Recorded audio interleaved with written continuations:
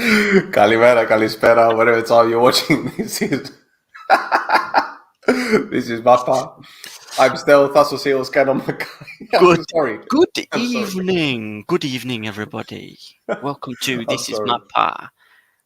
Late Night Mappa. night That's Mappa. right. Exactly. Late night Mappa. Yes. For sure. Yes. For sure.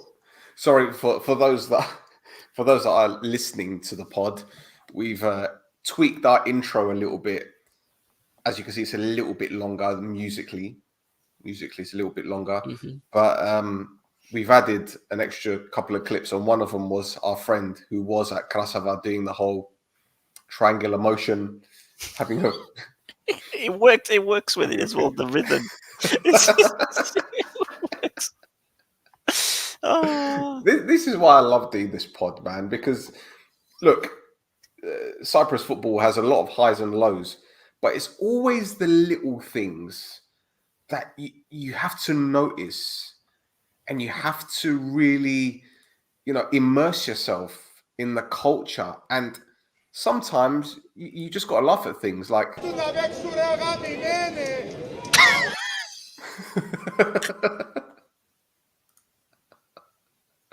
which was heard at the Sagi when Omonia played Ethnigo. And just these little things, these little things that make the Baratlima Cypriot football so special. Special, Thassos. It is special, isn't it? It's a beautiful thing. It's a beautiful thing when it's not all on fire. It's lovely. Lovely. Yes, it's perfect when it's not singed. Yeah, I mean, even when it is on fire, you can't help but look. Of course, that's what most people do nowadays. Anyway, they just get their phones out, and start recording it, stop calling for help. Exactly. Blimey. Well, look, we've got a few people watching live. Thank you, everyone, for tuning in. Speaking of burning things, you don't want to burn your bites. Where can you get your bites from there, Thassos? I believe you could get them from foodfromcyprus.com. And remember, you get 12% discount when you use NCN12 at checkout. Do you know, you do that very well. You could do that. It's smooth, isn't it? It goes down smooth like a brandy that you can get from foodfromcyprus.com. Can you get brandy from them? I don't drink, but can you get brandy from them? Yeah, because they're like, Cyprus's national cocktails are brandy sour. Okay. I will take your word for it. I will take your word for it. But hey, there you go. You did that very well, Thassos. There you go. Right. Just start with the football, because people are watching us for the football, not for alcoholic reasons. Maybe people are a little bit inebriated. It's Friday night.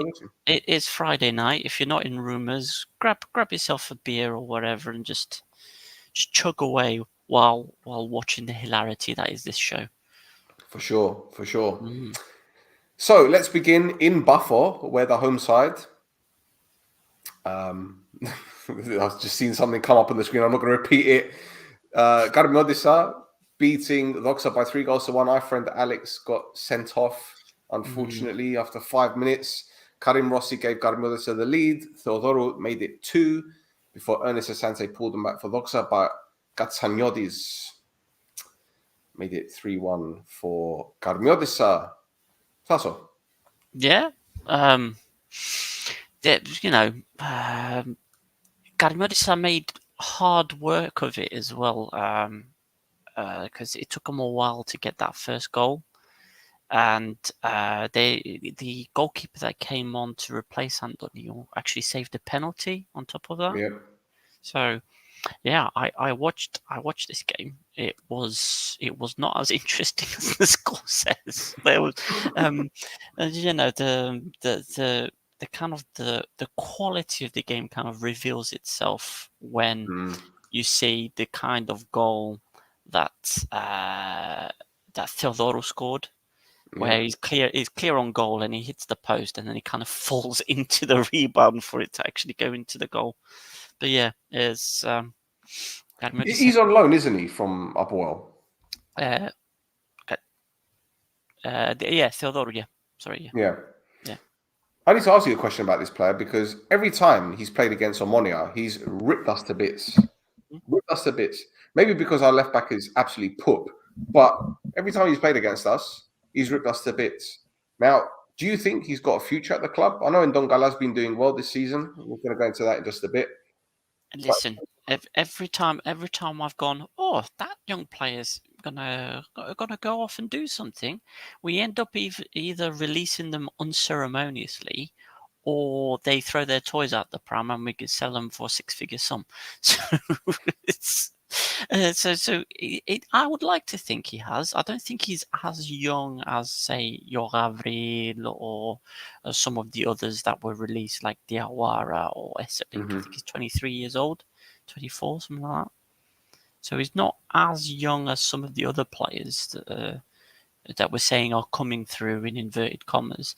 But I think he's got something there. Whether he replaces on Dongala or somebody like that, it'll be difficult. But there's no reason why he can't be someone that does a job off the bench, and he's a cheaper solution than, say, someone like, I don't know, Wilson. not to keep throwing him in the bin all the time, but if he was better, I wouldn't do it.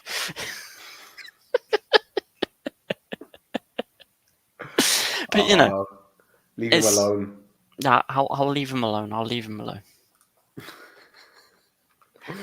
Right. One thing to bring up from the game. Johnny Violins was on the was doing the rounds again following the game. So obviously a lot of people were asking him questions about the match itself.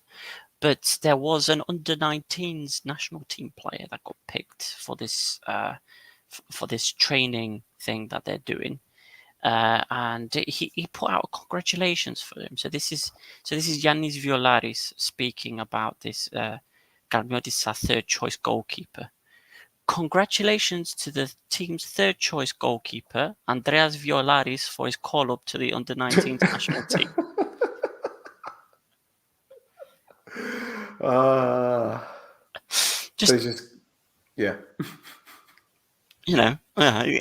He was on the phone when he said it, but you could hear him winking as he was saying it. Oh God. God. So you mean it's like Harry Redknapp picking up the phone and wishing his son Frank Lampard congratulations for being called up to the England national team? Is that what it's like? All right, son. Let's just call TalkSport and say, yeah, congratulations for my boy. He's really worked hard. He's really worked hard. Oh, he did. Well, to be fair, he did. Well, yeah, of course. Yeah. Of course. But yeah. Anyway, so about Theodore is on loan, but he's 26. Probably get one more chance at Apoel. If he doesn't make it, then it's relegation zone for the rest of his career. Yes. Well, see, this is the thing. Players like Theodoro and Zahario Almonia are two wingers that have had a lot of potential. Let's get it right. They've had a lot of potential. And for one reason or another, they haven't gone up a level. Now, again, is it a mentality thing? I don't think it's an ability thing. I don't think Zahario is a bad player. And I think Theodoro is a good player. Yeah. But perhaps Karmiotis is his level. Perhaps the same with Zahario. Maybe, I think he was linked with Apoel. Maybe that's his level for now. Yeah, I don't know. I think Theodoro has had some injuries though as well, which haven't helped. But at 26 years old, that should balance itself out. Yeah. Well, I know Zahario's had injury problems at Omonia, and for some reason he still gets slated even when he doesn't play. Anyway, on to the next one then, I guess, because I don't think there's anything else to say about this one, which matters. No disrespect, but it is what it is. So, next game, let's move this one. Right. So, Salamina drew 1 apiece against AES, but there was a very controversial goal scored by Salamina. It was Janga's first goal for the club, but Alistair Reynolds, was there a foul in the build-up? Because there was a big hoo-ha, and I watched the second half anyway, mostly the second half. And I think they've got a case. The players were quite unhappy about it. Dingini was absolutely disgusted. Look at him shaking his head. It's absolutely pathetic. Look at him. If looks could kill, flipping hell. Jesus Christ, he just murdered. He violated the referee. But God. if you watch it, look, he's tugging his shorts, mate. I mean, Jesus. how? Jesus. And no one's saying anything. But the equaliser was a lovely, lovely finish. And I'll tell you what, Punch has got a job in his hands. But it was a great finish from Andrade. All right, no, that's not his name. Was it not his name? You know, his name is Clay. Clay, sorry.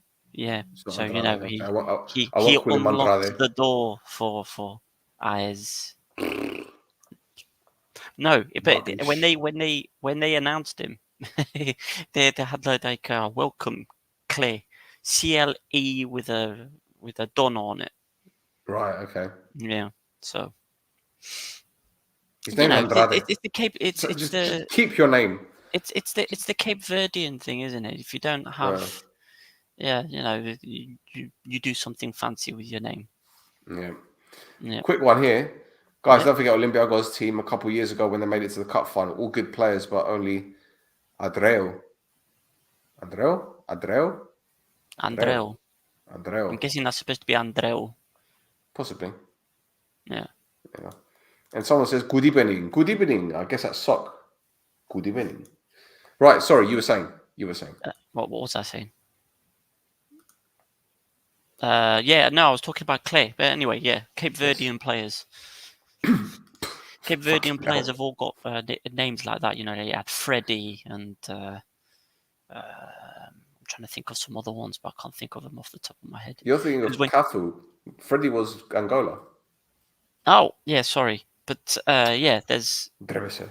No, and Andre Bumegatholu. Why do you think I still do the podcast, man?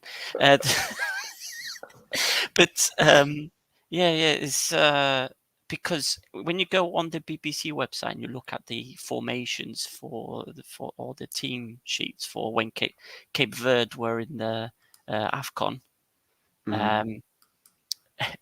all the players, the names that they had for all the players was like 6 different names for one player. Yeah. So like even Willy Semedo, there was like 8 different other names along with William and Semedo in other places. So it was weird trying to find where he was in the team sheet.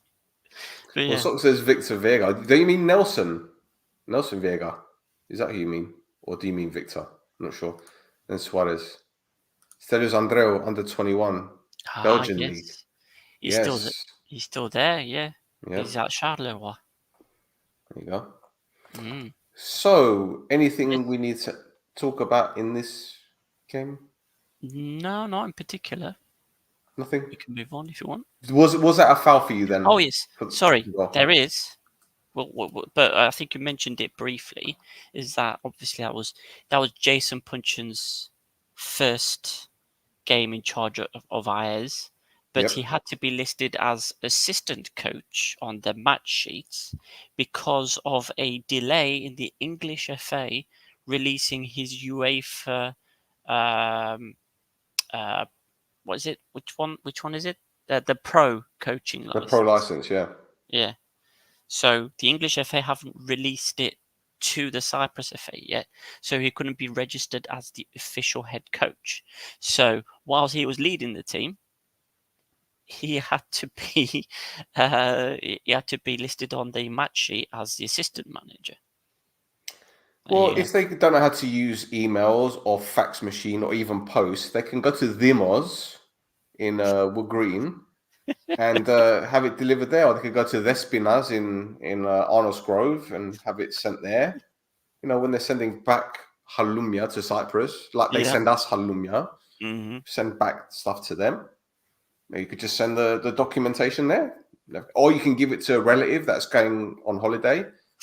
Like whenever we go on holiday and people say to us, "Oh, can you take this out there and give it?" Or when you're out there and they say to you, "Can you take something back for us?" Yeah, but you'll have to wait till May, June when everybody starts coming back to Gibraltar for the good weather. Half term's coming soon, mate. Don't worry about it.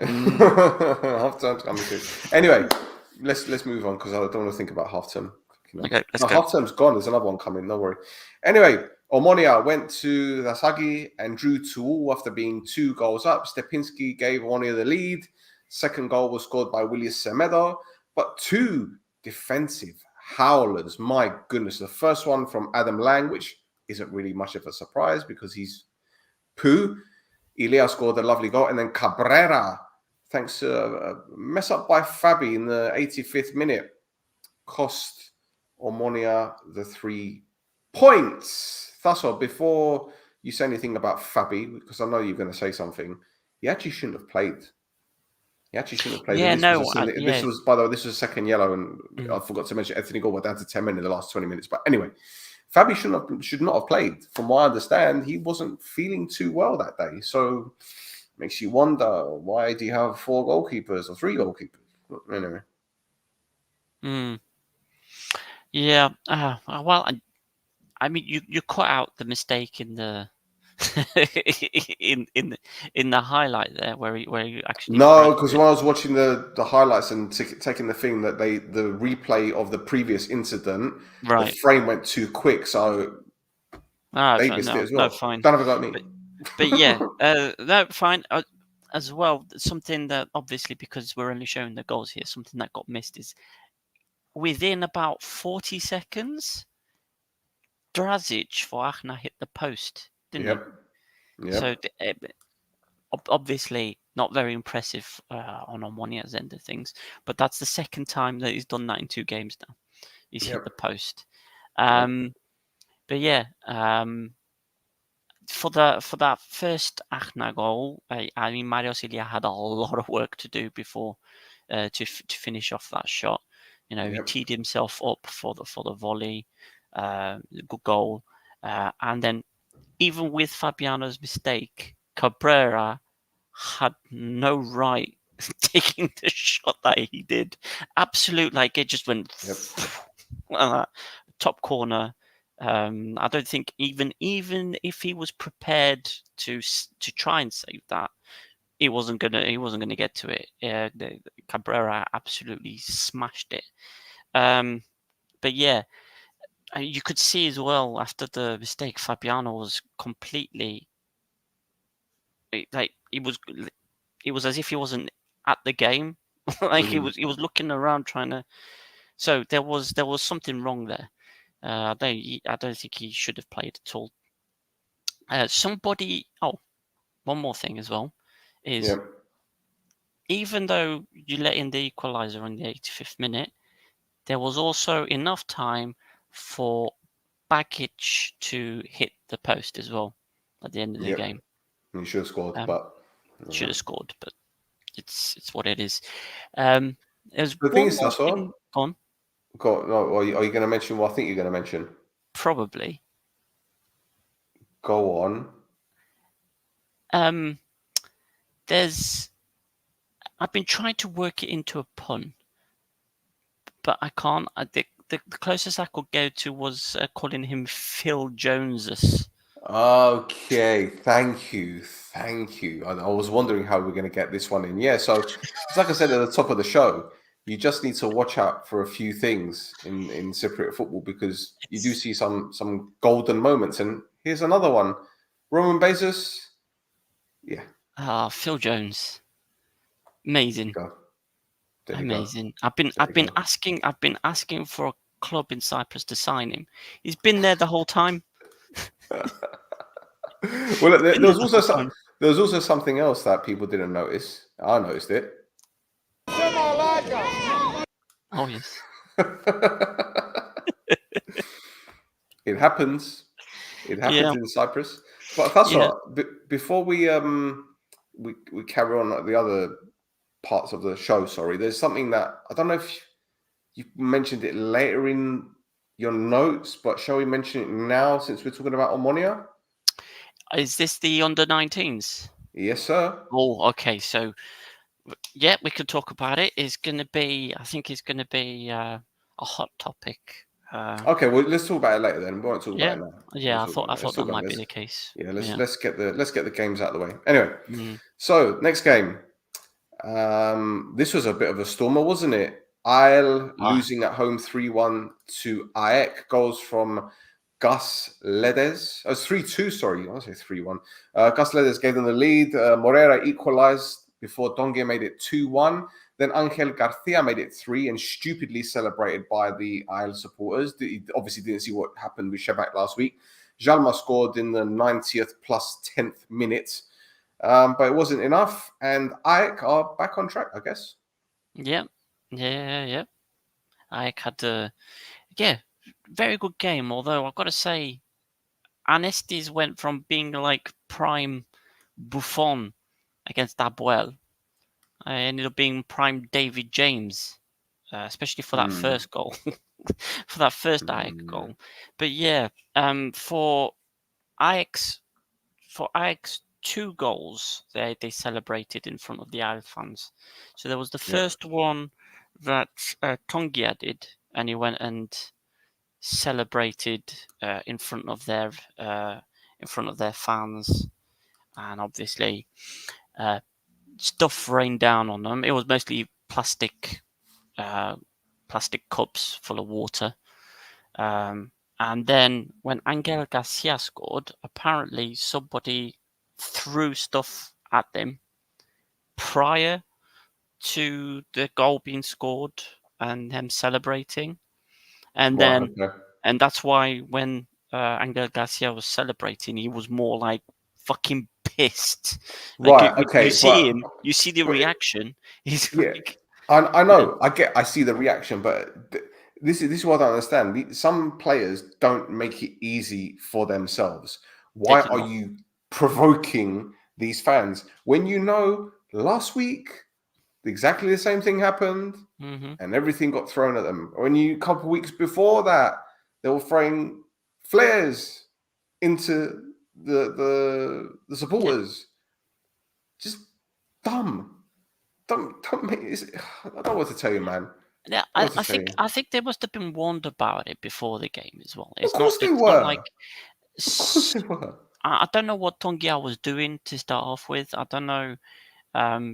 Well, I mean, I've got it here, right? I've got some comments from the AEK press representative, Kyriakos Dimitriou, from Supersport. In the second goal, Tongia mistakenly went to celebrate in front of the Apoel stand and correctly received a yellow card. He made a mistake. However, in the free kick that preceded the third goal, we had a flurry of thrown objects without any of our players causing any trouble. So this was, like I said, before the free kick. At that point, Angel Garcia had pliers thrown at him. Pliers was they used the word, where is it? I wrote it down. They used the word benses. Yeah. Right. I was half expecting you to say that Chakademus came running to his rescue. Okay, now we're going backwards in time with these references. Last week it was late 90s. We've gone early 90s now. If it's not earlier, Chakademus. Woman, your love is like burning fire in my soul. Sorry, Karen. So anyway, pliers. Apparently, pliers got thrown at him, right? Anyway, I got to read the rest of this now. So he took the pliers and handed them to the referee, who showed him a yellow card. In fact, when Angel gave the pliers, a supervisor came in and took it. What was our footballer supposed to do? Why did he receive the yellow card? Instead of condemning the throwing of objects, we deal with the fact that Garcia should have been sent off. Instead of messing with the thief, we mess with the homeowner. Now that's a Cypriot phrase, that last bit. But I thought I'll keep it translated into English. It makes a bit of sense anyway. So I'll have responded with the fact that the Shakadimas were thrown at AEK players. Right, the pliers. Apparently, they weren't pliers. They were the plastic, the like ring binder type things that you use to hold up banners or Cable to keep ties. towels. No, or to keep towels attached to beach chairs. The big binder clips, the crocodile ones. The ones that fold out. No. Crocodile. Hold on, because I'm at my desk here. Let me check if I've got some. But it's the ones that are black, and then they've got like the things, and you go blip blip. Gutsagodírin, exactly. I don't know why the AEK representative used benses, like the Greek word for pliers. Okay. Anyway, it's a gutsagodiri, basically. You know what gutsagodiri is, right?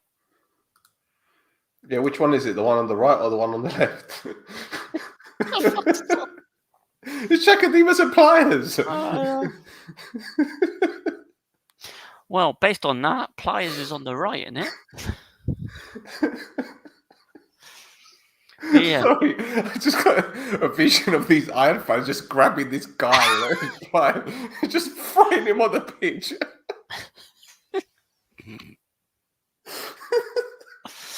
Oh God, yeah. So I mean, that's what happened in that game. Crying. Sorry, I'm actually crying. Emboro, man, Emboro. Fucking hell. Can't have the mother we do this show and I'm crying because I'm laughing too much, man. Sorry, listeners, viewers. I'm actually crying. Anyway, we're done with this one? Let's go to the next one. I'm waiting for Shaka Khan to show up in the next one. Fuck off. All right, fuck off. Buffalo beat Othello by 3-0. Goldar got the first goal. The second goal was scored by, I don't know, was it Jairo? I've lost my notes now, completely gone, whatever. Adrian Rus made it 2. And then I think Tankovic made it 3. It was a pretty straightforward game for Buffalo. I'm not going to lie to you. First half, they were all over him. I think Othello only had one shot on target, which the goalkeeper saved, Ivosic. Second half, it was just all Buffalo. They just stepped up another gear, got the ball out wide. Tomasi on the right-hand side had a field day, popping balls in left, right, and centre. It was too easy for him. Too easy. Yeah, pretty much. There's also Buffalo were given a penalty as well originally, but yes. But when I saw it happen as well, I was like, that's not a penalty. That's just it was a tackle. It was a big tackle, but it was. I didn't think it was a foul, and the VAR agreed with me. He heard me say that's not a foul. So brought the referee back to go check it, and the referee cancelled. Cancelled the penalty. So when VAR works, it works, doesn't it? It does work. But the thing is, what we didn't mention during the Omonia review with Ethnic God that we just did, a goal, Adam Lang scored a goal, and the referee had blown the whistle before he'd headed the ball in the back of the net. Right. And when you're thinking, if he didn't blow the whistle and let the game go, and then you blow the whistle when you think it's a foul and then go to VAR, he'd have seen that there wasn't a foul on Bogdanov. In fact, Stepinski was standing there. He might be just picking his nose, minding his own business, and Bogdanov just ran into him, and the referee gave a free kick. But there's and I'm not complaining because we didn't deserve to get anything out of the game. I'm not going to lie to you. But when VAR is used properly, you don't have any arguments. So these massive leagues, like the Premier Leagues, and they're sitting there crying about goals and decisions and all that. If it's used properly, you won't have this problem. Exactly. But I have my theory on why VAR is being used in the Premier League especially. I'm not going to go into it. Okay. Open a big can of worms. Okay, we'll go into it after we stop recording. You can then let me know, or we can talk privately for an hour. Yes, we can do that. Yes. We can play Chakademus and Pliers in the background if you want. Chakademus and Pliers. You need to change the title of the pod. Yes. We've got to go to some sad news now, though. Oh, Is Michal Juris is you have to do it right in the confirmed? fields. Right in the Yeah, has fields. confirmed that he is finally he's leaving Cyprus. Yeah. So he says, I'm gonna read it while it's on the screen. So, dear friends, dear Cyprus, after 6 years, 5 clubs, over 150 games and over 50 goals, a title and a Super Cup with many great memories. A special thank you to all off and on the pitch, club staff, teammates and fans. I can assure you that I always gave my best. Cyprus forever in my heart. Sas Efcharisto. So there you go. So that's a farewell from Duris. So there's a few teams. His Instagram post had like a picture of him for each of the teams he's played for. Even even the 3 times he's played for Othellos. I don't think he played many times for Othello in the end, did he? No, not many. Not many, No. no. Scored a But couple of crackers, though. Scored one the other week. he did. He did. He still managed to get goals for him. He's got goals at every team He's he's probably been got at. 2 that game. Yeah. Got 2 that game, yeah. Yeah.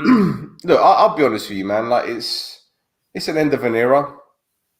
Look, when I first started doing No Choftes and doing videos on Instagram, I was one of the few people that was a fan of Dura. I saw what he did off the ball, the impact that he made without having to score goals, and people criticised him. And I think it was a little bit unfair because he came in after Matt Derbyshire had left, and people saw him and they thought, he's not going to do anything. But he's very instrumental in us winning the title. Very instrumental in that qualifying campaign for Europe.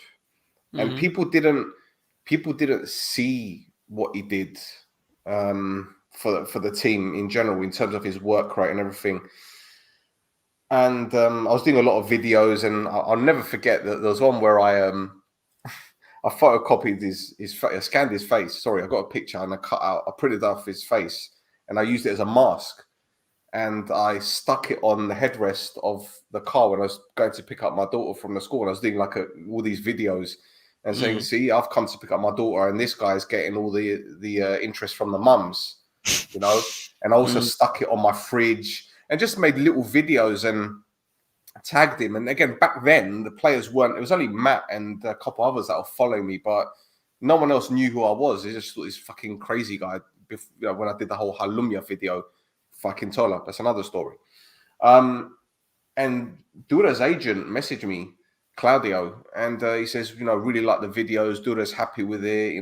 Thank you for your support, because he's finding it a little bit difficult. And then he started following me, and then we became friends. Went to Cyprus on holiday.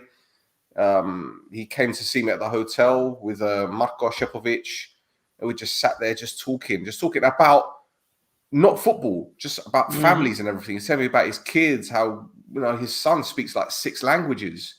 It's incredible. And he's a top bloke. His missus is brilliant. His kids are brilliant. And this is life. This is football. You can't. When you become emotionally invested in players, look at Lufner, for example. Michael's Michael's a mate, and I know it hurt him not being able to go back to Omonia.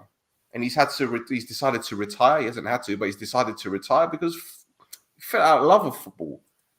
That's what it is, and it's sad. But, seeing Dura with that message saying, thank you, Sas Efcharisto, and he became immersed in the Cypriot culture, and he loved Cypriot football. And for all the stick that he got from various Omonia fans or clubs, you knew what you were getting from him. He'd never backed down. Never back down. And I keep saying this, if most of this Omonia squad had 3/4 or half of the fight and determination that he did or does, we'd be better placed. It's all about mentality, and he was a winner. I don't care what anyone says. Yep. I mean, yep.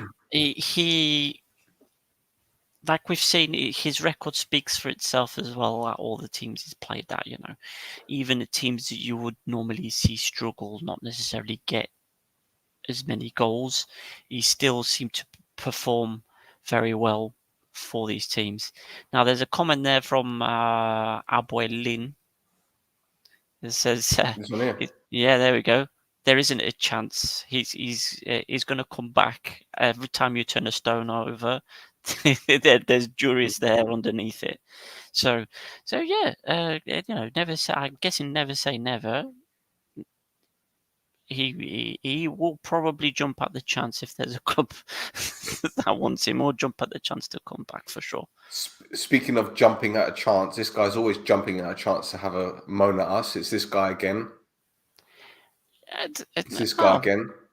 Yeah, I mean, listen. He instead of throwing cups and bottles at us, he just throws bald comments instead. That's fine. Yeah, it's. Don't worry, fine, I'm coming man. to Cyprus and I'm going to key up all the cars in your showroom. Don't worry.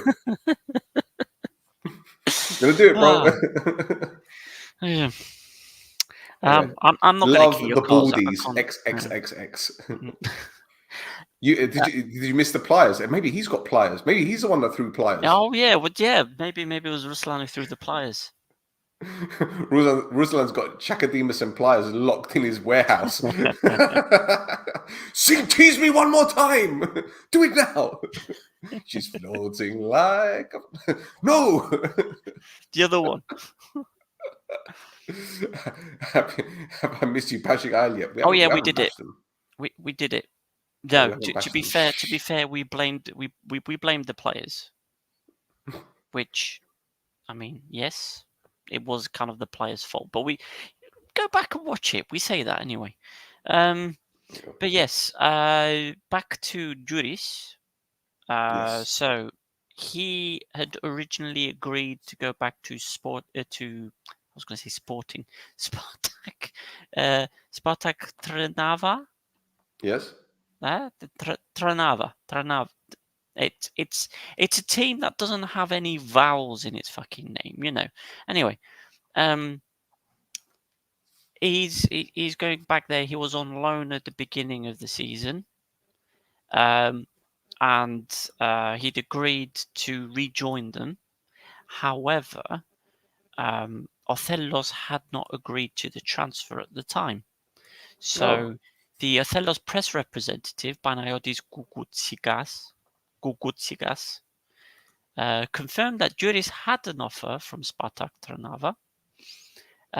And he said he had this to say after the game: "There is no news. There was a proposal to leave the player to go to Spartak Trnava. The point is that Othellos has not consented. There are some processes, and if Othellos is satisfied, then the player will leave. He was left out of the squad because the coach wants the players who are focused and not those who are elsewhere." Okay. Now, as well, I've seen rumours flying about from the different media places in Cyprus that Othellos were looking for 50,000 euros to break the agreement from someone.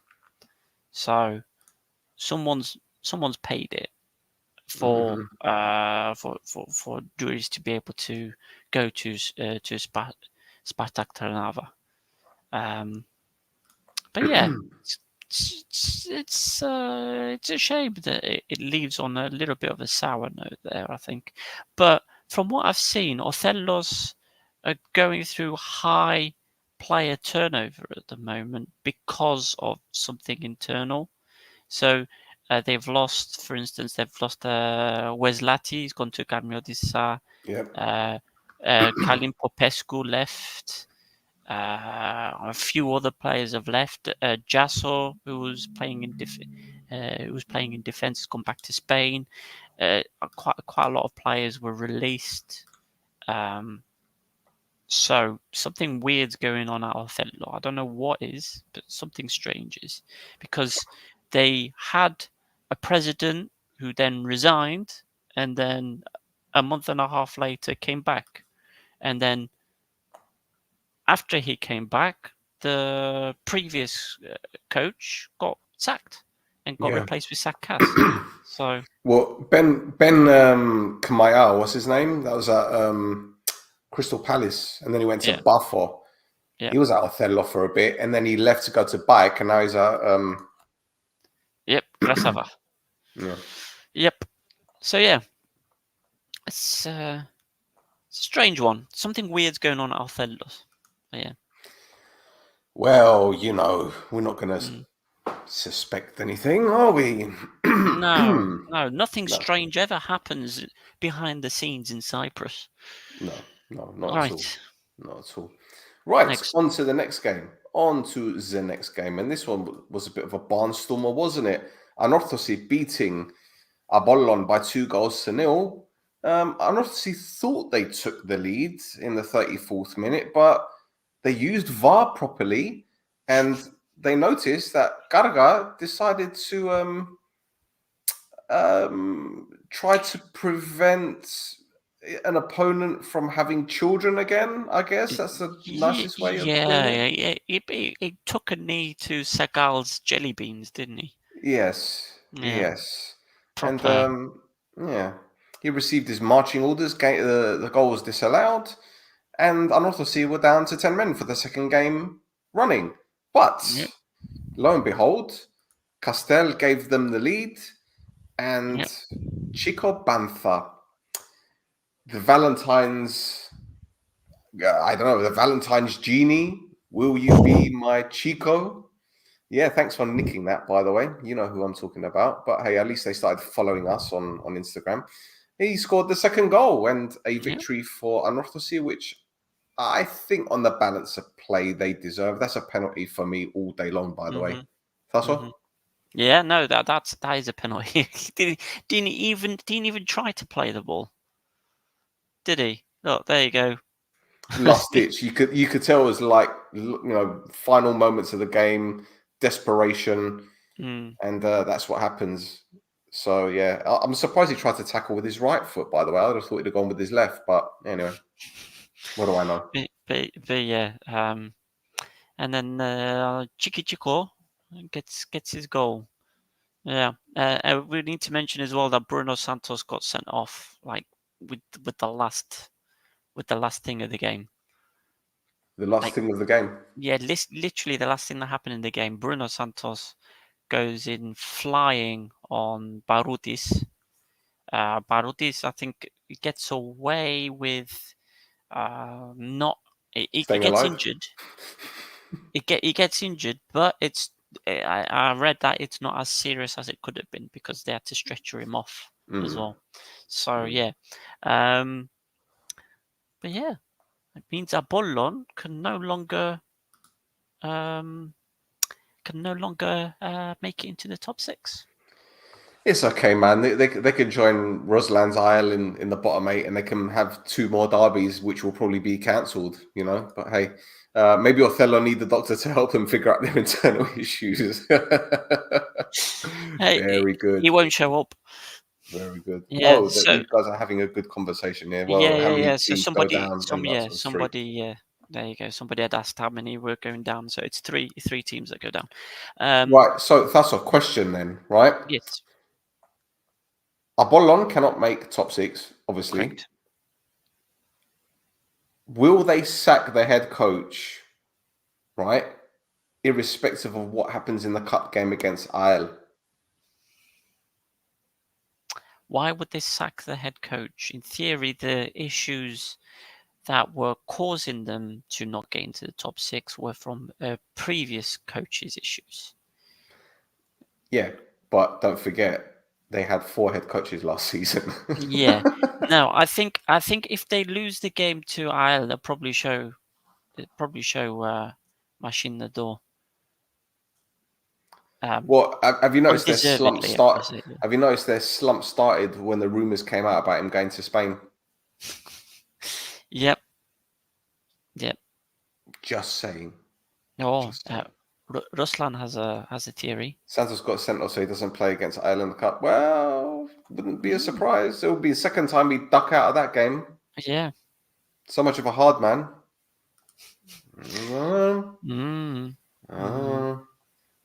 Well, yes. Yes. Possibly. Yes. So yes, Apoel Possibly. believes that he's probably already packed his suitcases. Mm-hmm. So we'll see. We'll see. I think they're giving him the IL game in the cup, and if he loses that, then they'll probably have a mutual agreement termination. Yeah. Inverted commas. Yeah. There you go. Right, on to the next, and I believe it is the final one. And yes, best for last for Thassos. Yeah. Apoel, 3 points clear at the top after a 1-0 victory over Ari. I watched most of this game, and to be honest, mate, I was very disappointed with the quality Yeah. because I thought that it was not that it was going to be end-to-end stuff, but I expected more of a fight from Ari, in all fairness. And yeah, they had a couple of opportunities. Belic made 2 good saves, but most of the first half was all Apoel, most of it anyway. It's again like I've been saying for the last 2-3 weeks is Aris, for some reason, I don't know what it is. First half they don't show up. Right? Second half they've kind of gone away with it the last couple of games because they played Garmiodissa and who was the other one? It was a lower. Doxa? No, it Sorry, wasn't Doxa. It was was it shit. Ayers? Ayers, yeah. So yeah, you know they had poor first halves in both those games as well, and obviously were able to turn it up a notch. But if you have a poor first half against Apoel, you're going to find it very difficult to get back into the game. Ael did it the week before, but the other thing is as well is Apoel had. I could see it right from the beginning. Sapinto basically got Apoel, got the team to play shithouse. Like they were aggressive on Aris. There was a lot of a lot of hard tackling on Apoel's side. They got right in the Aris players' faces, and the Aris players could not deal with it. They could not deal with having a team showing some strength against them. Where you got some teams try to counterattack Aris. You've got some teams that have tried to play the same type of game as Aris, and then you've had Apoel who just went and for some reason that messed up with the player psychology on Aris' side. It's a tactics. Pinto lined that team up or lined them up well. The goal as well. I think if you see the goal, it's a very. I think it's like an Aris type goal. You know, the through ball through the center of the defense, splitting the defense open, and Dongala running around the back of the defense to get onto the through ball, and then getting the finish past Van Alves. That again, apparently, that's been a practiced through ball that's been done in training a few times. Kvili Daya was on Musunda all game. Musunda kept making mistake after mistake after mistake just because he was not used to having the kind of pressure that the type of striker that Kvili Daya does. But yeah, Gokorin was kept quiet all game. He barely had anything to do. The one thing he did do was a really good chance that Aris had to score that Nikolic messed up. Nikolic had a nightmare of a game. He got sent off near the end of the game just because he just protested very, very hard. You mean Now, Urosevic? was it Urosevic? I thought it was Nikolic. Urosevic was sent off. Was it Urosevic who was sent off for Yeah, the 2 the cards? defender. Right. It was Nikolic Yeah. that came on because Strutsky went off with a hammy. Yeah. And I think that was a big turning point for Adi because, listen, Spileski rarely gets it wrong. But, and I'm not just saying this because he's a mate, but I think Morgan would have done better in the middle of the park for that physicality because he likes to get stuck in, you know. And I don't think Nikolic is that kind of player. No, I think they missed that. I don't know, but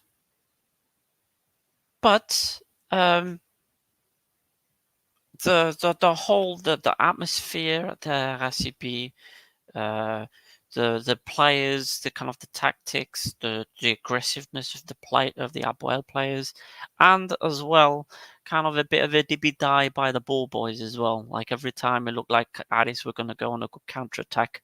Oh, a second ball. A second Yeah, ball but appeared look on the pitch. again. Look, I'm not gonna. For me, if I complain, it'd be clutching at straws because Monia fans, we did that in the Yeah. derby the Yeah, first time yeah, we played yeah. that ball No, this season.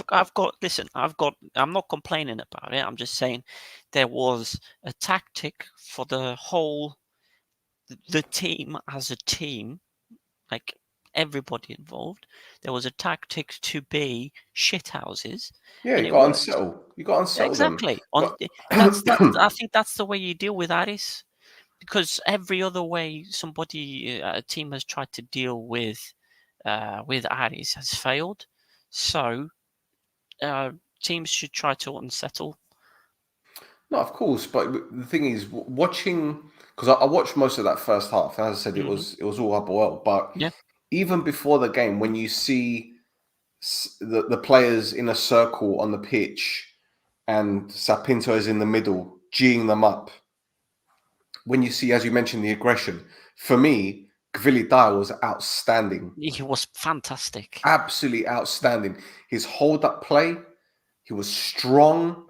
I didn't realize he was that strong. I mean, I knew he was Mm. strong. I knew he could, his chest was like Velcro. The ball's getting stuck on it all the time, But he's got a Yeah. turn of pace as well. I mean, he's not blistering, but over 5 or 6 yards, he'll make a difference on the turn, on a half turn anyway. It's because it doesn't look like he'd be fast either, because he's quite tall. He's a bit gangly. He's not Yeah, slender man gangly, but he's awkward. he's He's yeah, an awkward player to play yeah, against. He's really good in the air as well. Very very underrated in the air.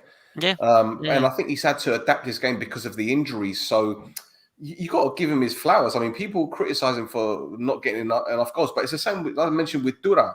The work rate, you can't dispute it. And I think when you've got yeah, a focal point like him up top, it gives so much freedom for the wide men. I mean, Villafañez was drifting inside more often. yeah, Marquinhos the same. Hefter was getting on the overlap. They were really causing problems. And all right, you could say Struski's injury was a big turning point. I could even turn around and say, why is Montnor playing right wing? Because he weren't tracking at all. I'd have thought mhm. Mayambella would have been on the right wing. Why was Semedo not playing for them? He's been out saying, what was wrong with Savo? Was he injured? I don't even I know. think he was suspended. Was he suspended? Yeah. Yellow cards, I I think. don't know. Yeah. Possibly. So look, I think it's setting up the title race nicely. I Mhm. believe so anyway. I mean, look, 3 points is nothing at this stage. Now we've got the playoffs. There's 10 games left? Mhm. 10 games. So 3 points at this stage is nothing, but it's a good lead for you guys to have. Now, Yep. the pressure is on both Apoel and Ari. Ari have never had to defend the title before. They've never been in this situation before.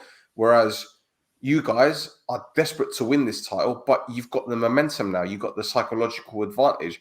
The Yeah. difference is, and I'm just going to say it, and I'm not even ashamed to say this. The difference is when you play Omonia and when Ari play Omonia. Because if the title hangs in the balance when Ari go to the Recipe to play Omonia and vice versa to go to the Alpha Mega, you know what's going to happen? It's going to be take it up the Aris. Yeah. Yeah, You know it's I going to can see happen. that happening. No, the I've got no shame. I'm petty. Like, I don't no, care. no, It no, stops no, you no. guys winning the I title. I think don't care. yeah. So if we go back to Greedy Dyer for a second, you were saying that the fans have been negative about Greedy Dyer not scoring as many. The fans were negative about Greedy Dyer not scoring as many last season because last season we weren't scoring so many goals. This season, because players like Dongala, players like Marquinhos are given more of a supporting role, and are able to get more. They're able to get up front more and score more goals. I think fans are starting to see what Vili Dyer gives to the team, and but yeah, that's what that is. Um, yeah, you're gonna have to explain some of these comments to me. So, Well, yeah, because Spileski, I saw this before the game. Spileski was putting these earplugs in. It's like, you know, when people go on the airplane and they Yeah. for the pressure or whatever. So I don't know. Maybe he's got a hearing issue. I don't know. No, well, I mean, we'll get to it in a second, but I think that there might be something else. Okay. But What, yeah, you mean like when he had the walkie-talkie against Carmiodisa? but yeah, so the Apoel as well as I think you brought it up earlier, but he said that that the fans were booing the ball boys when they were throwing the balls onto the pitch. Oh. Yeah, it doesn't matter. It was wrong throwing the balls, and they were booed by the fans. Yeah. Well, I don't know. I just think that if the ball boys are doing it to slow down the other team's momentum, all right. Again, it's shithousing, but would they do it without being told to do it? If they were told to do it, then they'll do it. If they're told to stop doing it, they'll stop doing it. Yeah. So yeah, but that's why it's these little things, bro. Like even I haven't seen it in Cyprus, but in England, when it's a really wet pitch and it's been raining, some ball boys have towels and they give it to the throw-in taker so that he can wipe the ball and he can dry his hands. But then when the opposition have it, they don't give him the towel. It's only for the home team. So it gives them more grip on the ball. So it's these little things, man. And even, I don't know if you noticed this, the pitch. Did they relay the pitch? It looks like a new pitch. It looks like a new surface. At the RCB, I don't know. I was watching the Nel Salamina game. You could see that they relayed the pitch there. Because it looked like it looked like a cowboy builder just relayed a lawn in the back It looked garden. like they had tractor marks on it. But yeah, or maybe that was just the side that Django was just running up and down. right, but just going up and down the flank and just leaving track marks. Yeah. No, Singh, man, he's such a good player. Anyway, yes. So speaking of the ball boys doing what they're doing, I'm pretty sure Apoel are going to get hit with a fine for that.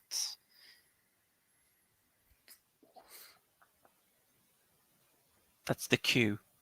I know, but we have to do the league table first. All right, okay. All right, let's do the league table first. And we'll cut it, and then we'll bring it back in. Here we go. Go on, you do the league table this time. Go on. Okay, so Apoel are top on 56 points. Now you've got Aris in second, 3 points behind on 53. And then AEK on 49, and Paphos on 49 in third and fourth. Omonia in fifth with 46 points, and Anorthos is in sixth with 44 points. Now that's your confirmed top six for when the split happens following this weekend's matches that are coming. Anorthos have a game in hand, by the way. Anorthos have a game in hand, and they're playing AES next Wednesday. Yes. Now, after that, you've got Apollon in seventh on 37 points. Nel Salamina in eighth on 35. Ael in ninth with 30. What's it like down there, Ruslan? What's it like down there? 9 wins in 25. That is shambolic, bro. I'm sorry. Then Ethnikos in 10th with 25. Garmiotissa in 11th with 17. Aes in 12th with 16. Othello's in 13th with 15. And Doxa right there, doing the business with 12 points right at the bottom. So yes, interesting stuff. So you mentioned, Apoel I think are going to get fined because the ball boys were misbehaving, aren't they? Yeah. So now you're going to give us a quick update on Mr. Vrionides and what he does with his fines. Correct. Now, enjoy, boys and girls. A little jingle for you. It's time to spin the wheel. What is coming? We don't know. Spin the wheel now. I'm never going to get over it. That has been the greatest production I've ever made in my life. Ever. I've watched that video about 12 times today. It took me about an hour and a half to put together again because I had to do the spinning wheel thing as well in the background. But boy, that is my greatest creation. Okay, my daughter is there or thereabouts, but that is my greatest creation. I'm sorry. Oh, the thing is, you're going to have to re-edit it again when Vrionides ends up resigning at some point. I'll just put someone else's head on it. It's fine. No problem. So I might put Rosalind's head on it. He can spin the wheel. He'll come up with better finds. So I might put Exhibit's head on it, actually. Pimp my ride. Rosalind knows what I'm talking about. If you know Rosalind, Yes. you know what he's talking about. yes, yeah. He does cars. So, He does cars. He does He cars. does cars. What, he draws cars. he does up cars. He does up cars. He make it seem like he gets these little Matchbox cars and he just paints them with a really No, small yeah. brush. No. He does a lot more than that. Yes, he does. 357. It's 357, isn't it, Rosalind? I forget. 357? Yes, that's it. Was it? I can't remember. Anyway. Yeah. Sorry, Baragado. Anyway, Baragado. We're making this all about Rosalind now. Show, it's the It's not the Vrionides Rosalind show, show. no. Yeah, it's the Vrionides section. Come on. Yeah. So, one. Can I play it one more time? I mean, if you want, No. you can play one more time. No, we've done an hour. It's Okay, fine. all right. So, first of all, the big thing, and it's going to be a very quick thing to talk about because there isn't anything fucking else on this, is that the Cyprus FA have announced that Apoel's appeal against being kicked out of the cup has been unanimously rejected by the appeal board. Now,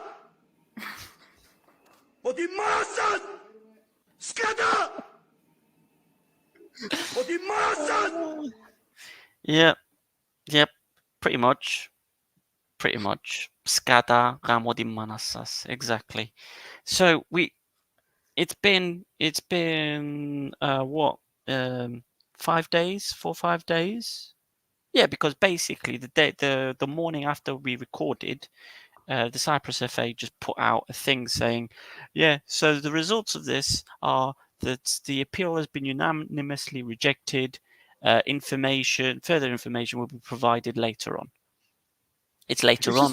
It's like one of those by the way kind of things. Like it just goes under the radar. Petaxando, like. So you're having a conversation with your missus, just talking for a while, and then just before she hangs up, oh, by the way, I'm pregnant.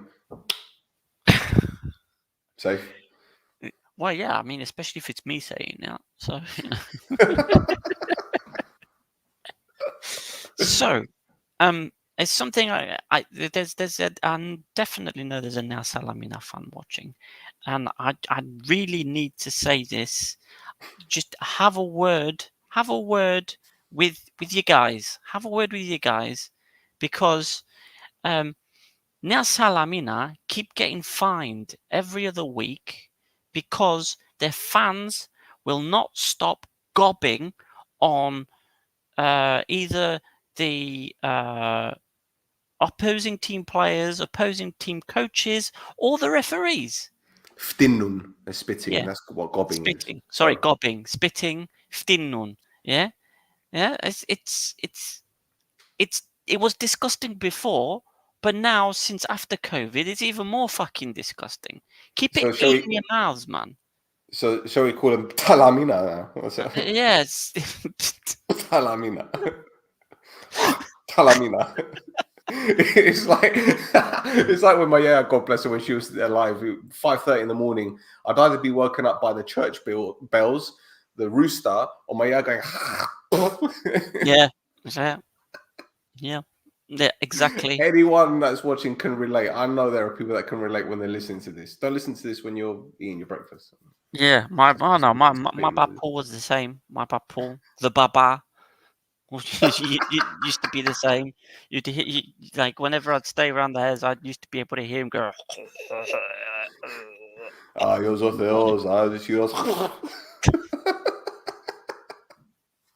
sorry. Carry on. I mean, one of those feels moves. magari done. But yeah, is the old people, man. Old people and Nea Salamina fans, right? Old people and Nea Salamina fans. Just don't, man. It's disgusting. It's fucking it's disgusting. It's disgusting. There's one of yous. But yeah, anyway. This show's so Also, stupid. sorry?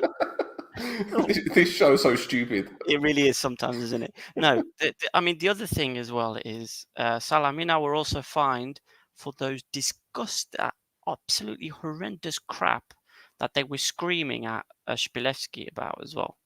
I don't know if you read up on afterwards. Shpilevsky was doing a press conference after the game, and he was saying like the Salamina fans were saying things like, they hope my kids get cancer or something like that. It was horrible stuff. It was horrible stuff, and rightly got fined for it. So that's the other thing I'm thinking of, is that Shpilevsky's putting these things in his ears now, so he just doesn't hear the shit the fans are saying. Because some of it is disgusting. Mm. Well, like, wind it in.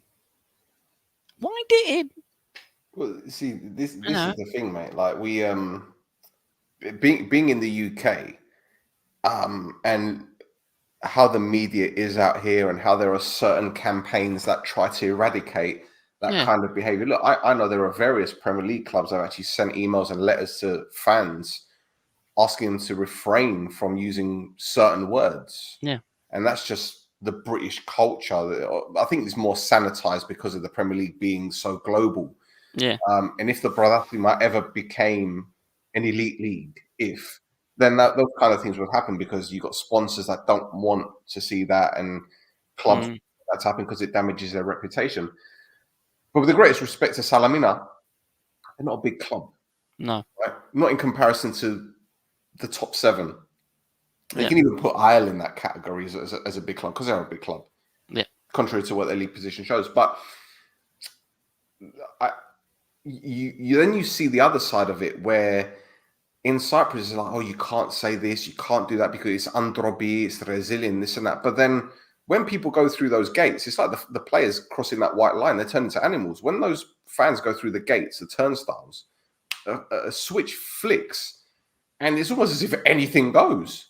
It's wild. Yeah, but I think there's a difference between Marasas and saying what the Salamina fans were saying. Of course. It's not a fine line. It's a bloody thick line. It's a line as big as. I'm just trying to remember that my dad always had a thing that he used to say. Chat shit, get banged. Yeah, my dad, the 62-year-old. Yeah, that's exactly what he says. Fuck around, find out. That graph, have you seen it? That graph, that guy goes, fuck around, find out. So this is how much you fuck around, and this is how much you find out. Oh fuck! I've forgotten what he used to say now.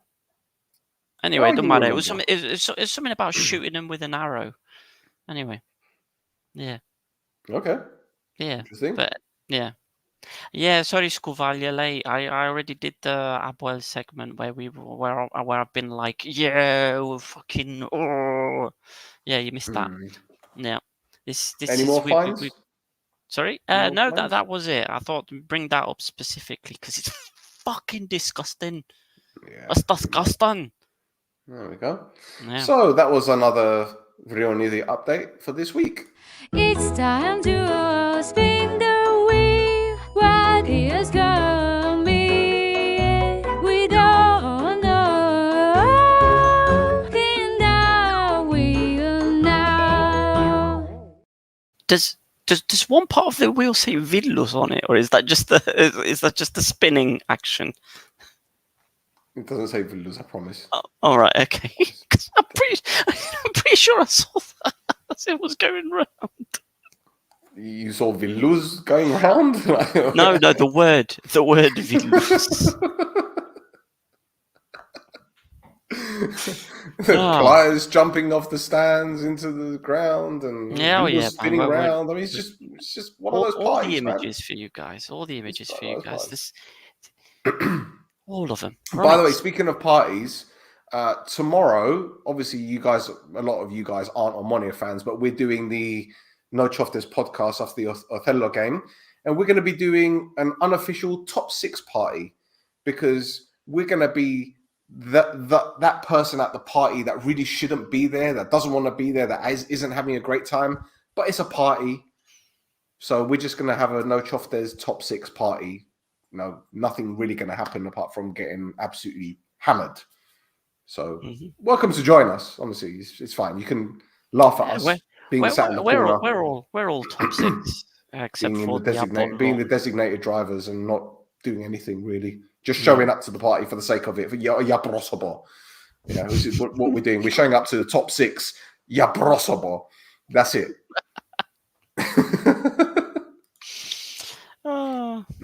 Right. Anything else? Well, there's 3 things.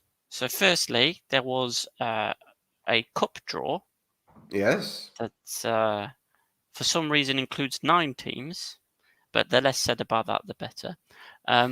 So we'll go through the draw. There's Anorthosis versus Aris, Omonia versus Aes, Nea Salamina versus Paphos, and Apollon/Ael versus AEK. So, 2 things. You said that last one with infliction. Yeah, exactly. So 2 things. Did I think whoever did the draw picked the cold ball for when Omonia got called out. Yeah, I think you got the easiest, the easiest in inverted commas. Stop. No, you don't. Tell me how Omonia did against Ayers this season. That's also true. Because under Sofroni, Omonia were winning 2-1 and were close to losing 3-2 and needed a last-minute equaliser. Yeah. And then away. So what do you want me to tell you? You think that I'm going into this game with any hope? I mean, there's a great comment here. Good draw for Ayers. And you're bang on. In fact, I spoke to Jason Pungeon this morning. I was like, bro, I've seen the draw. You're laughing. And he said it's going to be exciting. He just said to me it's going to be exciting because he knows I'm going to talk about it on this pod. He knows. And he knows that I'm not confident about it at all. He's just fucking dinging me against Adam Lang. Give me a fucking break here. Come on.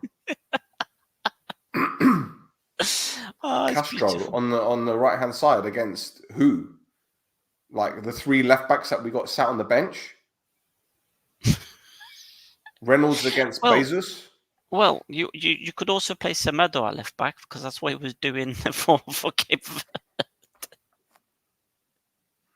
3-5-2, 4-1-4-1, you name it, one of the 2. Yeah. So there is a couple of spicy games in that cup draw. I think Anorthosis versus Aris is a big one. Yeah. And then whoever AEK end up playing, in theory they should have been buyed. But anyway, whoever AEK end up playing as well is going to be a pretty. You're going to start off Ruslan again. He's been quiet the last. How long has he been quiet? The last 6 minutes he's been quiet. Yeah. And now you mention this, he's going to start piping up Yeah, again. no. It's Bravo, fine. You reap what you sow. It's fine. I'm not saying anything else on it.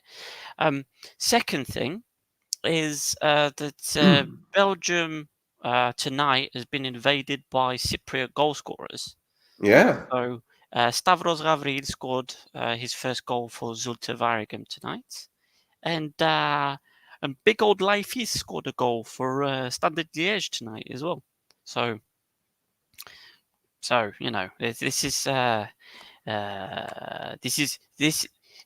is football. This is football heritage. Yeah. Is it football heritage? I don't know.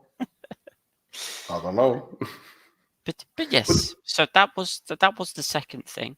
Now the third thing, I'm hoping is not gonna be an hour-long discussion on this, but it is a very important discussion to be had. Absolutely. It's something that I've tried to avoid talking about as much as possible because of the political connotations that are there. But we've got to talk about it. We have a call-up for the training for Cyprus under-19s. So they're doing a training, what is it? Training course? Yeah, something like that. Yeah, and they've called up a load of under-19 Cypriot players. And one of these is Tashin Ojler. Tashin Ojler. How would you pronounce it? Tassin Özler, yeah. Yeah. So Ojler is, as his name reveals, he's Just not. say it. he's a Turkish Cypriot, right? Yeah. So he's the first Turkish Cypriot player to be picked for any national team representation for Cyprus. And there's been a few that could have over the years as well. So there's the big one that I can think of is Muzi Izit. Yeah, that's right. But he ended up playing for Turkey though, didn't he? Exactly. Yeah. Now should I try and get him on the pod? I know Steve Walsh. They got an academy Izit? Together. Yeah. I mean, what's he going to have to say about Cypriot football? Well, we'll talk about his background anyway. We'll talk about this off camera. Anyway, now, so we'll mention a little bit about Ojler himself before we go into the politics behind it. So he's an 18-year-old right winger, playing for Omonia. He made his debut for Omonia in the cup against FC Krasavaj. Came on for 32 minutes. And he's been on the bench a few times as well, but hasn't been put on. Now, so by the way, do you know who advised Omonia to sign him up as a kid? No. Matt Derbyshire. Okay, there you go. So keep an eye on him, I guess. Listen, I know the lad. Yeah. Okay, I've spoken to him on numerous occasions. His mum is from Islington. He's got relatives in North London. Speaks Greek, English. I'm assuming he speaks Turkish as well. And I'm proud of him. I'm absolutely proud of him. And I know there might be a lot of people that are unhappy about the decision, but I'm just going to tell it like it is. And I'm going to be completely unapologetic about this. Being born and raised in the UK, I've grown up with Turkish Cypriot people, Turkish people, people from all over the world. You know, I've got friends from Colombia, Nigeria, Ghana. So for me, it's not a big deal. You look at the German national team. Look how many non-Germans, ethnic origins there are there. Look at the England national team. Look at the Italian when you got Balotelli and all these other players, or Doggy, for example, right? I get the political side of things. I get the historical side of things. I get it. My mum's a refugee, right? But it's not the kid's fault. No, this is what I was going to get to. Go on, you say what you got to say. No. That's exactly it. So when I got the message from my brother, for instance, because of this, and I said to him, so what's the difference between him getting called up and say the Spogliaritsis? The difference is his ethnicity. That's the difference there, right? And the issue that some people have is that ethnicity, instead of Turkish Cypriot, it's just Turkish. You know, the same way that some people say not Greek Cypriot, it's just Greek. And it's the same thinking, right? And that's an issue that is going to persist, regardless of if there is a or if not if when there is a solution to the political issues. That's going to persist. All the time, it's going to persist. It's never going to fix itself, because it's already been since the 1930s, and even before that as well. 300 years before that, and even more before that. It's always been something in between the two ethnic backgrounds on the island. Something just doesn't something just doesn't mesh there, and it's No, a political it doesn't. issue. It's The thing, I know exactly what you're saying, and I empathize Yeah. with people that feel a certain way about it. Yeah. That being said, the past 2-3 years we've had a war in Ukraine. Yep. We've had obviously the issue with Palestine. Yep. And in an era where bombings and mass murders and whatever you want to call it, genocide is occurring, we are one of the last remaining islands where a war is spoken about. They rarely talk about 74. Anywhere that I go, when I talk to people about Cyprus and they ask me about Cyprus, they always say, "Oh, there's a Greek part and a Turkish part," but that's about it. They don't ask any questions. They just think that there's like that's it. That's the end of the discussion. For a Turkish Cypriot player who has lived in the south most of his life, who has played for a Cypriot team most of his life, to be called up to the national team, it's got to be a ray of light.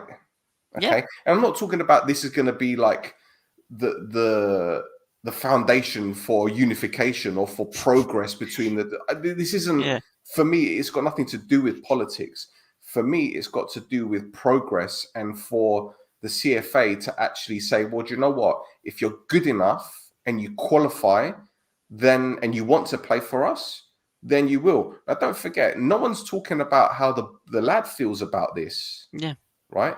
No one's talking about how the lad feels about this, because we don't know how much abuse this lad has received all the time that he's been living in Cyprus. Because I've got a cousin that's half Filipino, right? And, he got dog's abuse as a kid in the 80s and in the 90s, yeah, because of his mum and because how he looked, right? Yeah.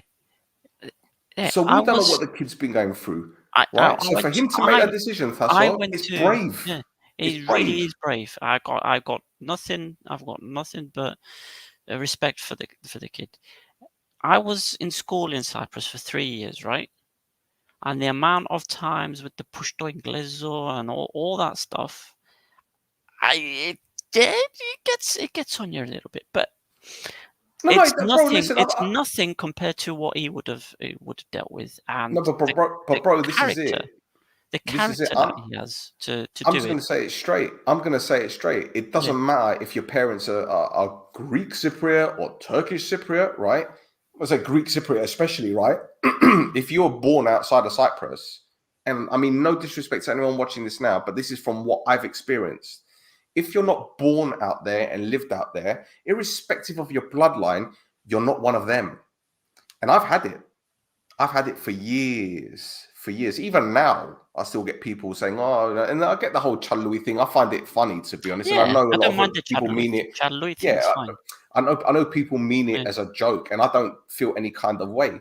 But when I was growing up, I didn't understand it. I'm thinking, all right, my Greek ain't great. And obviously you can tell I'm not from out there just by the way I dress and the way I look, I guess, right? But it's like, what, because I wasn't born in the same place as you, because I didn't grow up in the same place as you, because I didn't do my army service, because I don't have the same mentality as you, I am not one of you. Is that what it is? And as I said, and as you quite rightly said, we've endured it and we are in that category, right? Yeah. But this lad has been ostracized. Let's get it right. And he probably will be ostracized, yeah, because of his background. It's not his fault, But Yeah. as we said, it's a brave decision for him to make. And look, let's get it right. And I'm just going to say this again. There are going to be people up in arms about it. Mm-hmm. But where are these people when the Cypriot national team are playing? Where were they when they were playing Estonia or Here's Romania the or thing. Kosovo? Here's Where the were thing. they? The people that would be infuriated by the decision to pick this player are the same people that believe the ethniki is ethniki Eladas. Yeah. So these are the people that would be infuriated by it. Now, the people that look at ethniki Kipro, if you have a look at the ethniki for Cyprus, it's full of players that are not born in Cyprus, not for instance, right? Hector Gibriano, how much time do you think he spent in Cyprus? Hector's spent the same amount of time in Cyprus as we have. Alex Gogitz, right? He's been in Scotland most of his life. You've got I go back to the Spoliaris brothers. You've got Oka. You've got quite a few of these people. That anyway. That's by the by. The fact is that there's, for the first time ever, there is Turkish Cypriot representation in a Cypriot national team. Mm-hmm. Now, part of me thinks there is a political decision on behalf of the Cyprus FA, and this is why I thought the conversation was going to go on for a long time, and it's because for the last 2 or 3 weeks, the FA, in inverted commas, in the occupied areas has been kicking off about representation and about UEFA closing them out of football, and they have been working on affiliation with the Asian Football Confederation for the last 2 years. Okay. So, now, Mr. Turtlehead, I need to say for people who listen to this for the first time, Yorgos Koumas is the head of the Cyprus FA.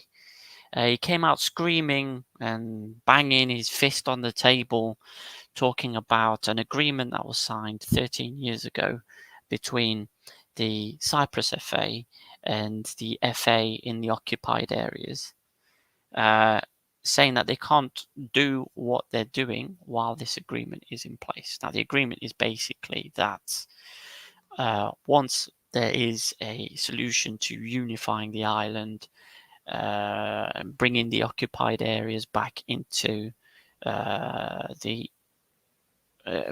Republic, that the FA will absorb the organization that's in the occupied areas and look after the teams that are based out there. Now, obviously, for the last 2-3 weeks, they've been kicking and screaming. The FA in the occupied areas has been complaining, being very loud, and making not overreaches, but demanding to speak to UEFA and FIFA. And they've actually been saying that the Turkish FA has frozen them out completely as well. So, this training week or 2 or whatever they're doing training sessions to these 2 training sessions, and they've picked under 19 players that are only in Cyprus. If you'll see as well, it's only under 19 players who are based in Cyprus. Because it got announced a little bit like out of the blue as well. Like so quite a large part of me is thinking they're probably using this as a look, we've got representation. We've got Özler, who's in the who's been looked at in the national team. Now, of course, somebody at the cup draw asked, where is he? The Cyprus FA vice president in charge of national teams, Theodoros Theodorou. And he had to provide a statement. The statement says absolutely nothing, but I'll read it out. The call-up of this particular footballer was made with pure footballing criteria and after the decision of the federation coach. It is a fact that this is the first call-up of a Turkish Cypriot national team since the establishment of the Republic of Cyprus. He is a Cypriot citizen, holder of a Cypriot passport, and has every right to be called. From what I've been informed, he has a professional contract with Omonia Nicosia men's team. From there, it is the coach's decision whether he will be used in official or friendly matches. So that's fine. He's basically saying it's the decision of the coach to call him up. We've got nothing to do with it. I still think it's weird. I think it's weird because why are the national team coaches only paying attention to him now? It's not like they're just picking players that have just appeared in the first team or on benches of the first team of all these teams, right? I had a look, and I think I can pick three other players that have made an appearance for the first team. Yeah, you've got Ioliua Anorthosi, Katircis at Apoel, and Andreu as well at Omonia, right? The rest of them, I've not seen any appearances for. So, why haven't they picked him sooner? That's a good question. Because I think there was last year or a couple of years ago, I think Omonia actually put out a press release when they announced like a big training session for like under 17s or under 18s players, and Özler was not included. So, I don't know. If you ask me, is where, again, I keep going. I'll go back to it again. I'll make it very clear. He deserves to be there. What my thought is, it's just a bit strange that all of a sudden the Cyprus national teams have remembered, oh, there's actually a Turkish Cypriot that we can pick now that the FA in the occupied areas turned around and said, well, we're going to go and start speaking to the Asian Federation about joining them. Well, look, I don't know if there's a Northern Cyprus national team. I don't know. There is. They play in the what's it called? Conifa. Oh yeah. In the Conifa thing. Let me have a look. I think it's Conifa, but yeah, they play in that. You're right. Competition. And there's other. They're not affiliated with FIFA. Yeah. They're not affiliated with FIFA. There's other non-affiliated national teams in inverted commas. Wow. In there as well. So let's have a look. Let me bring it up. Actually, East Turkmenistan. Hang about. Let me bring it up. This is Wikipedia, so it might not be totally correct. We're educating ourselves here, by the way. There's Cornwall.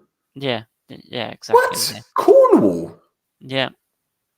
What? Did they just show up with cheese and just Pakistan All-Stars? But you can see there, you've got South Ossetia, so that's part of, I think, Georgia. Sardinia is part of Italy.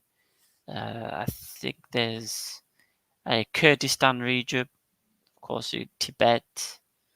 Then there's a few different teams in there.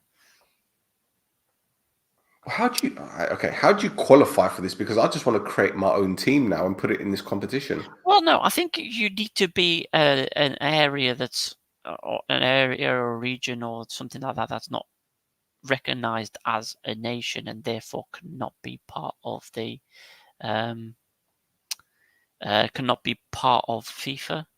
Sardinia's in it as well. Yeah. My goodness. Okay, that's interesting. Okay, so put it this way: so he would have qualified to play for that team, right? Yeah.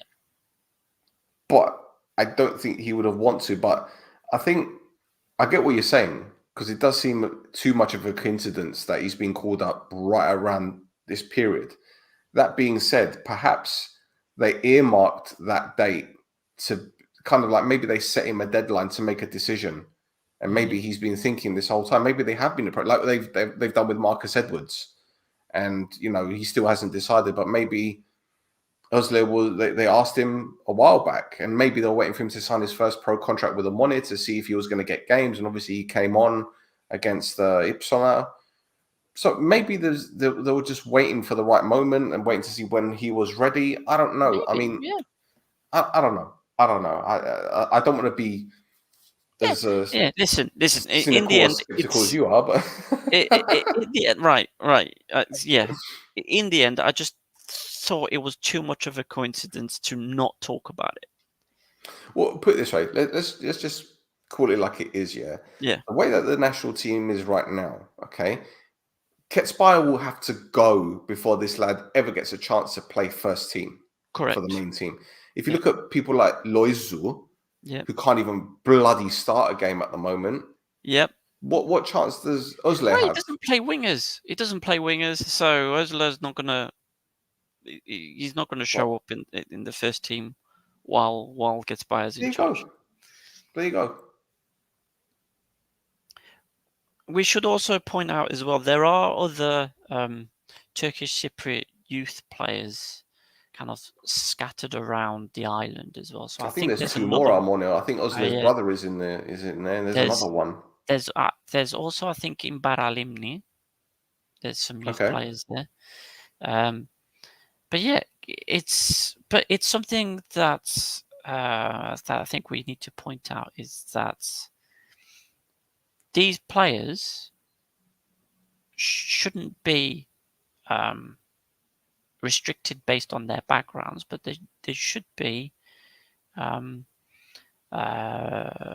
looked at for their actions. So they're going to be put under a microscope. They're going to be put under a microscope, and people are going to be watching their every move to see whether or not they fuck up. So, and that's that. If they can deal with that kind of pressure, then there's no reason why they shouldn't be playing for the Cyprus national team. Of course not. Of course not. Now, and there's also... I'm not trying to be funny. Yeah. Again, I'm not trying to be funny, but again, I don't want to go into the political side of things, but look, who's the head coach of Panathinaikos? Yeah, well, yeah, exactly. People have been bringing that up in the discussions as well. I'm sure there've been Greek players playing in Turkey as well. Yeah. I don't know. Whatever. It is what it is. It is what it is. Good luck to the lads. So, there's something as well that I've been trying to avoid bringing up, but Jimmy keeps posting about it on social media. Yeah. Is that, yes, Jimmy Wanga left Ormidia and is now playing for a club in the occupied areas. And I think when I sent you the message, you kind of went, "Oh no, what are you doing to him?" Mm-hmm. So yeah, Kuval, you didn't predict it. I brought it up because you put the message up there. So, but yeah, it's a difficult one. Again, well, the thing is, to be honest, that's why he's only there to the end of the season. Yeah, he's only there to the end of the season. But from what I understand, they got the checkbook out. Yeah, they got the checkbook out, and hey, yeah, he money doesn't have to worry. talks. Well, of course. I think with anything, money talks. I mean, there's a lot of people who call themselves press, who go across the border to put tires on their car there because it's half the price, or people in Left Garcia crossing the border to fill up their cars at the petrol stations and coming back. I've seen it. Yeah, I've seen it as well. I've seen it as well. So or did they go over to do less? They go over to do things that we wouldn't talk about. Yeah, and we're not going to talk about that. We're not that going kind to of show. talk about. Yes, not tonight, exactly. anyway. Exactly. We're already through Chakademus and Pliers on the pitch, man. Can't sink any lower than that. Yeah, no more of that business. No more of that business. I can't have more, Amar Warda videos playing in my speakers anymore, man. Anyway, have you got something funny to end on? For Chakademus and Pliers? No, I've got nothing else to add. Man. Come on, I can't do. No, we've been through all the. I can't really think of anything else that's happened. I can't think of anything else that's happened. I think we've covered it. I mean, we covered it. That was the big talking point was the end thing. I just wanted to finish on a joke or something. Has there been any second division shenanigans? Oh yeah, well, so you might want to clip this because there's a lot of people who originally kind of reposted and liked what I said about this, but Sambu, Paralimni's Sambu, has finally scored his first goal for Paralimni. Yeah. Yes, so that is after 21 games. And now, Sambu, for people who don't know who he is, I'll read off some of his old clubs for you. So, he's a German centre forward, and he was at Coventry, Everton, Fortuna Sittard, Randers, Crewe Alexandra, and Oldham Athletic. And he got signed by Paralimni, and the comments that I got in the summer from this is things like... I remember. Here we go. What statistics? Oh my God, what a signing. You just got yourself a superstar. This is from Fortuna Sittard Central. And they're blue tick. They've got... Yeah. There's a gif of a clown. What's Greek for he's the worst forward to ever wear a Crewe shirt? Yeah. Must have some agent. He's brutal. Celebrating conning another club into signing him. Don't know what fucking shit is in Greek, but lo and behold, trust me, my fellow Greek friends, it ain't good. Oh my God.